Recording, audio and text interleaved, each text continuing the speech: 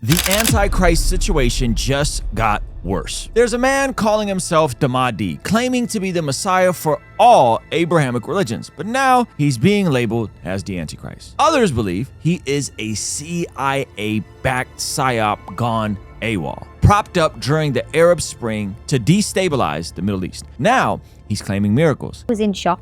I was in awe because how could the moon just disappear like that? He says he's the successor of Jesus himself and the one true Pope. And even creepier, he claims him and his following are the real reason why the Pope died. The earth swallowed the false Pope. He was killed by the mere breath of the believers chanting Labbaik ya Sadiq. In this video, we're going to break down who this man actually is, where these wild claims come from, and why Christians, Muslims, and conspiracy theorists are all watching him closely. But before we get into that, guys, my name is Ruslan. This channel exists to encourage, empower, and inspire you to live a life that blesses God. So if you're new here, if you're not new here, do me a favor, hit that subscribe button. There's a huge percentage of the people that watch this channel, unfortunately, are not subscribed. Let's jump into this video. Okay, so to get an understanding of what the Mahdi is, we have to get a better understanding, a little bit of Islamic eschatology. In Islamic eschatology, there is a prophesied end times figure believed to bring justice to the world and restore true faith before the final judgment. But this man, his name is Abdullah Hashim Abba el-Sadiq. Gotta give me some props on the pronunciation of that. An Egyptian American who rose to prominence after the 2011 Arab Springs, claiming he is the Redeemer. He founded a fringe sect called the Ahmadi Religion of Peace and Light, declared himself as the second Mahdi, and in 2015, he raised what his followers called the Black Banner of the East, a reference to a controversial Islamic prophecy that says black flags will rise from the East as a sign of the Mahdi's arrival. Okay, so I know what you're thinking. Why are we talking about Islam? Well, because Islam thinks it is the continuation or the fulfillment of both the Jewish and the Christian faith. Even though their views of Jesus's identity as a part of the Godhead and the Trinity are false, even though their views of the scriptures being preserved within their own Islamic sources, and specifically the Quran, having the Islamic dilemma telling them to follow the people of the book, yet they add a bunch of stuff that the book was contaminated, that Jesus didn't really die on the cross. It was only made to appear he did. All of that connects us to their view of eschatology and the connection of this Mahdi figure or their Messiah, which ultimately they view as the Messiah for both the Jews and the Christians. So now that we've set the framework on who this guy is and why this matters, let's get into some of the wild claims that he's made recently, some miracles claimed by his followers, his denial of being the Antichrist, saying he never claimed to be the Messiah, the reason why he wears a beanie, and ultimately what the scriptures say about all of this. Okay, so in this first clip, this is him claiming that he is the successor of Muhammad, Jesus, Peter, and the one true Pope. I am Abdullah, the successor of Imam al-Mahdi alayhi salam, the successor of the Comforter Ahmed, the successor of Simon Peter, the successor of Muhammad, the successor of Jesus Christ. I am the true and legitimate Pope. I am the proof upon the Christians. I am the son of the Muslims through my father, and the son of the Christians and the Jews through my mother. I am the son of the East through my father, and the son of the West through my mother. I am like Zulkarnain, who with one horn in the East and one in the West, and I am the inheritor of all that lies between.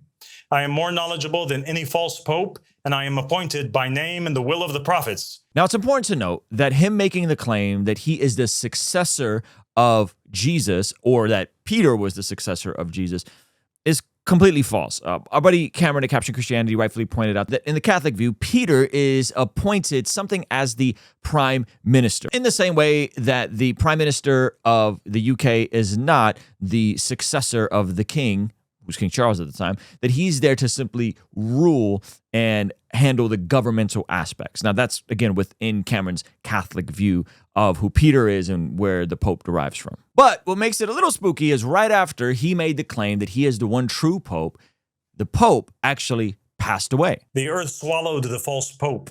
He was killed by the mere breath of the believers chanting Labbaik ya Sadiq.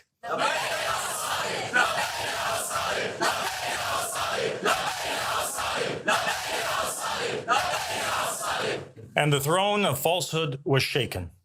This miracle is no less significant than the one which occurred at the hands of the believers with Joshua, the son of Nun, alayhi salam, when their mere presence around the walls of Jericho and the sounds of their horns caused the mighty walls to collapse. And of course, because the Pope died, he claimed that it was because of him. It's reminiscent of Ryan Garcia saying, how did I know this? Maybe because the Pope was 88 years old and almost everyone in the Catholic world was expecting him to pass soon because of his old age. But you know, he's really deluded when he is saying that his folks chanting this chant was similar to the Battle of Jericho in the Bible. Yes, he thinks him and his followers caused the Pope to die and be swallowed up, similar to how in the scriptures we see the Israelites win the Battle of Jericho, even though the Pope was already on his deathbed a couple months prior. Okay, so regardless of the coincidence of the Pope dying right after the time they made these claims, so in a moment, we'll look at what the scriptures say and his response to that. But first, let's look at some of these alleged miracles according to his followers. We found the riser of the family of Muhammad, Abu Sadiq, and this is what we saw. I saw actual angels fly across the skies to testify for him. I saw prophetic dreams where he revealed secrets that later came true. I witnessed and experienced his prophecy of my son's impossible birth coming true. I witnessed him use me as a vessel to bring my dad back to life. I saw him cure me of an illness that the doctors couldn't cure. I saw him sustain countless people, like Jesus did, for many years. I witnessed he made the moon disappear. I saw him have power over the jinn like Sodom. I witnessed him manifest a person out of nowhere. I saw him resurrect my wife from the dead. I witnessed him cure me from my infertility. I saw him turn leaves into living animals. I saw him make every living minute of our lives with God a miracle. Okay, so he made the moon disappear. He turned animals from leaves, and he rose somebody from the dead. So these are either crazy miracles or deceived people that are under some sort of hypnosis illusion, crisis actors, or what do the scriptures say? In 2 Thessalonians chapter 2, verse 3, it says, "Don't let anyone deceive you in any way, for that day will not come until the rebellion occurs and the man of lawlessness is revealed." Now, scholars, theologians believe this man of lawlessness is the Antichrist. So because of these miracle claims, that has caused some hysteria online. I would say rightfully so when you consider what the scriptures say in 2 Thessalonians chapter 2, verse 3. It says, "Don't let anyone deceive you in any way, for that day will not come until the rebellion." What day is it talking about? It's talking about the end of days and the rebellion that occurs, and the man of lawlessness, or if we look at our Logos Bible software here under the tab, it says some manuscripts say sin, the man of lawlessness or the man of sin is revealed. These are all cross references towards the Antichrist coming, right? Revelations 13:5, the man doomed to destruction. He will oppose and will exalt himself over everything that is called God. Now, this word God is a reference to 1 Corinthians chapter 8, verse 5. Here, it is interesting that Paul in 1 Corinthians is writing about their so-called pagan gods. Michael Heiser will call these like the Elohims, right? And so same reference here back to 2 Thessalonians 2:4, which where we were, whether in heaven or on earth, as indeed there are many gods, in quotations, or lords. But yet for us, there is but one God, the Father, from whom all things come and from whom we live, and there is but one Lord, Jesus Christ, through whom all things came and through whom we live. Many would believe that this is talking about him trying to be the unifier of all the religions or all the gods. For us as Christians, we know there's only one God, Yahweh, and Jesus, who also is referred to as Yahweh, the Godhead that we as Christians hold to, right? Father, Son, Holy Spirit. So this verse is referenced in the prophecy about the Antichrist, right? And the view that the Antichrist is going to try to bring together all gods, right? All the religions, or is worship, so that he sets himself up in God's temple, proclaiming himself to be God. Now, he hasn't done that just yet. He's only called himself the messenger. And then Paul goes on to write in verse 5, "Don't you remember that when I was with you, I used to tell you these things?" Now, if we scroll down to verse 9, it says, "The coming of the lawless one will be in accordance with how Satan works. He will use all sorts of displays of powers through signs and wonders that serve the lie. In all the ways that wickedness deceives those who are perishing, they perish because they refuse to love the truth and be saved. Meaning that the people who are experiencing these miracles, in my opinion, would be the people who don't want to submit to Jesus and God revealed through the incarnation, which is Jesus, because they want something that's perhaps spiritual but not religious. Remember, this is kind of starting out as a sect challenging Islam, right? And so Islam is already a false religion. These people are coming out of Islam. He's claiming this universalist fulfillment of all these religions, and that is what we're seeing displayed by the claims of his miracles. Check this out. When we click this word signs and we hit the study bar, we go to the original language, we discover that the signs are miraculous. Okay, so the counterfeit Christ, the Antichrist, will have some miraculous signs that accompany him. And by the way, if you want to know which software I'm using, this is Logos Bible software. In the description of this video, in the pinned comment below, you can get yourself 60 free days when you use my link. And the cool part about this is also on my phone. So I actually use this every morning when I do my devotional right on my phone. I don't just do it on the computer. Now, over the last several weeks, these claims of the Mahdi being the Antichrist were so big that he had to address it himself. I am not the Antichrist, nor do I claim to be the Messiah. The only Messiah to ever come was Jesus, the son of Mary, alayhi salam.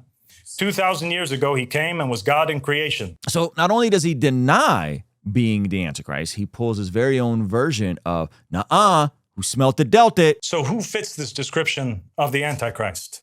People have long pondered the meanings of these characteristics, expecting an individual who is blind in one eye with the word kafir written on his forehead. But what if he is not a single individual?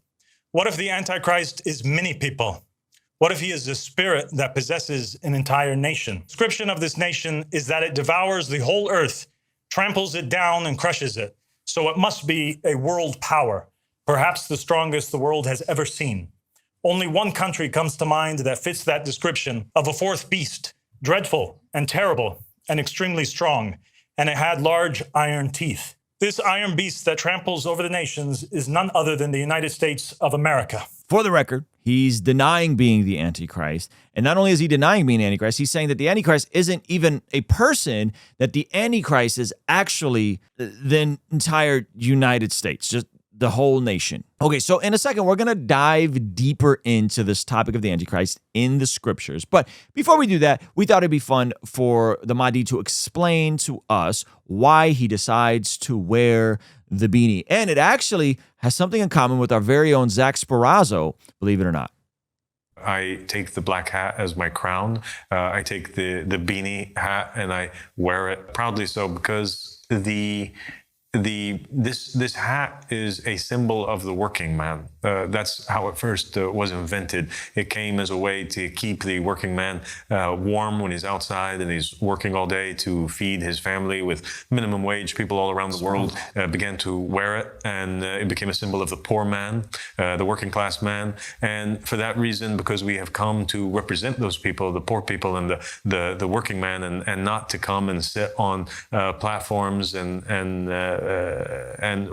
rise ourselves above the people, we take this as a symbol, as a headdress, as a reminder that God is above us, and as a way to humble us and make us one of the people. It's funny because that is the exact same thing that Zach Sparazzo has been accused of in terms of wearing his signature denim and Dickie outfits to identify with the working man. What say you, Zach?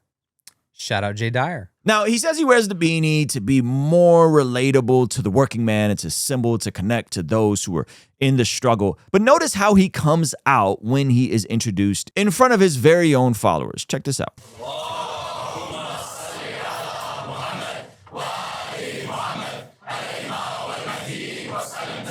Look at how highly elevated he has positioned himself over his audience. I mean, that is a massive stage with a massive podium. Definitely, I am projecting an arena or stadium level production. There's no reason that stage should be that high. This is intentional.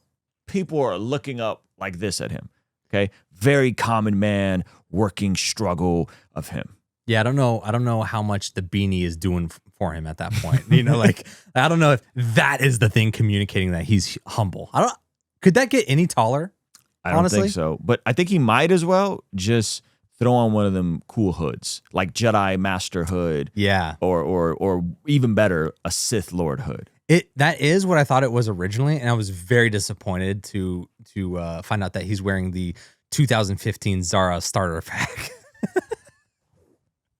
Now, Cameron from Capturing Christianity rightfully pointed out how absolutely ridiculous this notion that the beanie as a symbol for the working man is today in this modern age. Check this out. Humility is obviously a virtue, and aligning oneself with the poor is an admirable sentiment. But we do need to slow down a bit. Okay, yes, the beanie has originally helped dock workers and fishermen stay warm in chilly European climates, but today it's just as commonly spotted on Silicon Valley CEOs, hip-hop stars, skaters, and let's be honest, trendy coffee shop hipsters ordering $7 oat milk lattes. And now even TikTok has gotten in on the action of roasting this whole getup.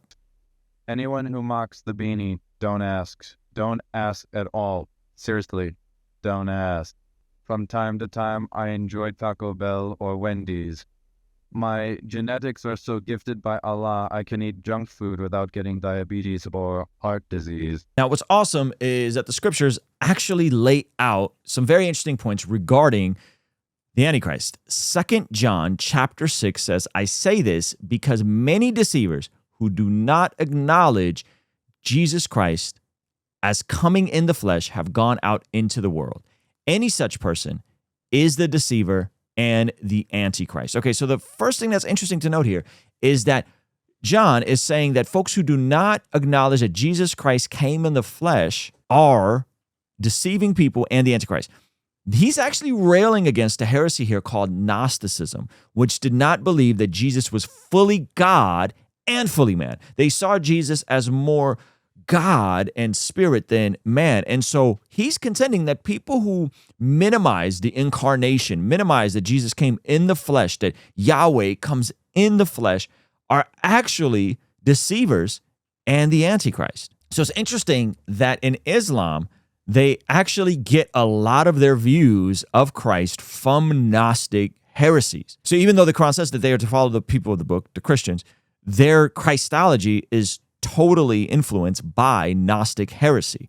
And then their Christology in terms of Jesus being fully God is also distorted. And so they're minimizing him to just be a prophet or a messenger instead of seeing him as fully God and fully divine.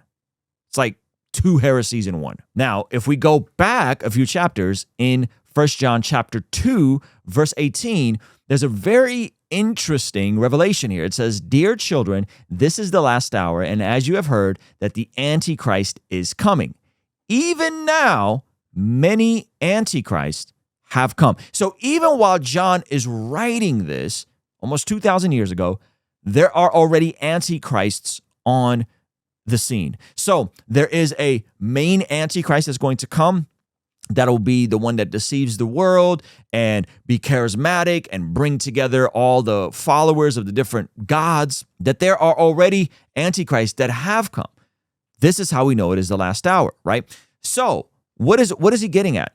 That there is not just one Antichrist, that there will be Antichrists that also appear. So throughout history, I believe there's all sorts of Antichrists that have came on the scene. I think someone like the Mustache Man, okay, responsible for World War II, is an Antichrist. He's not the Antichrist, but he is a Antichrist. So how do we know what Antichrists are? Now, we know that the Antichrist himself will have false miracles. He'll be someone that brings people together per the book of Revelation. But how do we know who the Antichrists are? Well, in 1 John chapter 4, just a few chapters over, he reveals it to us. He shows us how we can know. It says, 1 John chapter 4, verse 2, it says, this is how you can recognize the Spirit of God. Every spirit that acknowledges that Jesus Christ has come in the flesh is from God. But every spirit that does not acknowledge Jesus is not from God. This is the spirit of the Antichrist, which you have heard is coming and even now is already in the world. So what John is saying here is we can recognize who the Antichrist is based on what he is teaching about Jesus. If Jesus is not being recognized and rightfully positioned as fully God and fully man, that is an Antichrist teaching, which really makes the entire spectrum of Antichrist much bigger and much broader than any of us could have ever imagined. So in a sense, he is an Antichrist, but is he the Antichrist? I don't know. I think he needs to be way more charismatic and have substantially more influence, impact, and unity in terms of bringing people with different faiths together before anyone can declare him as the Antichrist. Kind of like a pseudo-religious Dwayne "The Rock" Johnson meets Dave Chappelle.